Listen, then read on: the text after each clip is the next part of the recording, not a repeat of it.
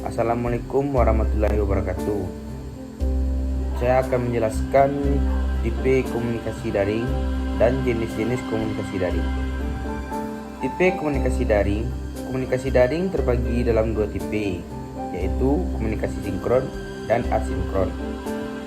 Komunikasi sinkron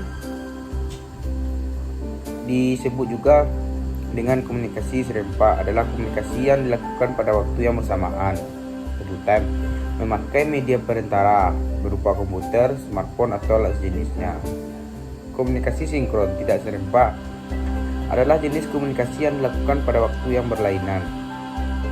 Jenis-jenis komunikasi daring. 1. Komunikasi sinkron chat. Jenis komunikasi sinkron chat bisa dibilang menjadi cara berkomunikasi yang sudah umum dilakukan oleh sebagian besar orang.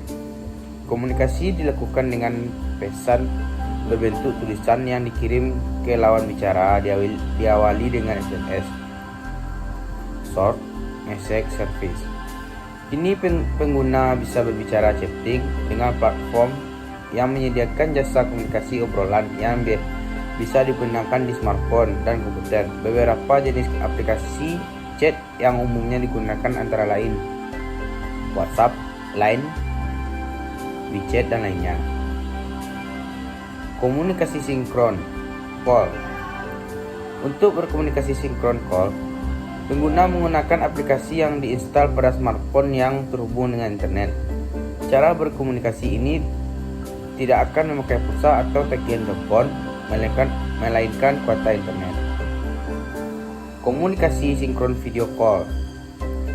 Sesuai dengan namanya, jenis komunikasi daring ini memakai video call, panggilan video, sebagai penghubung.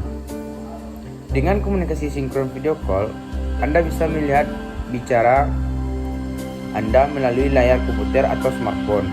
Jenis komunikasi semacam ini sekarang semakin diminati banyak pengguna teknologi karena tidak hanya mendengarkan suara tapi juga bertatap muka dengan lawan bicara. Komunikasi asinkron video. Meski sama-sama memakai video, tapi jenis ini berbeda dengan komunikasi sinkron video call. Pada komunikasi asinkron video, Anda hanya bisa berbagi rekaman video pada lawan bicara Anda. Jadi, Anda tidak bisa melihat secara langsung keadaan orang tersebut. Komunikasi asinkron chat memiliki metode yang sama seperti asinkron video. Komunikasi asinkron chat memungkinkan penggunanya untuk berbagai pesan singkat memakai pilihan platform yang ada. Hanya saja jenis komunikasi yang terjalin adalah komunikasi tertunda. Komunikasi jaringan kerja. Komunikasi jaringan kerja bersifat pribadi dan tentunya berkaitan dengan urusan pekerjaan.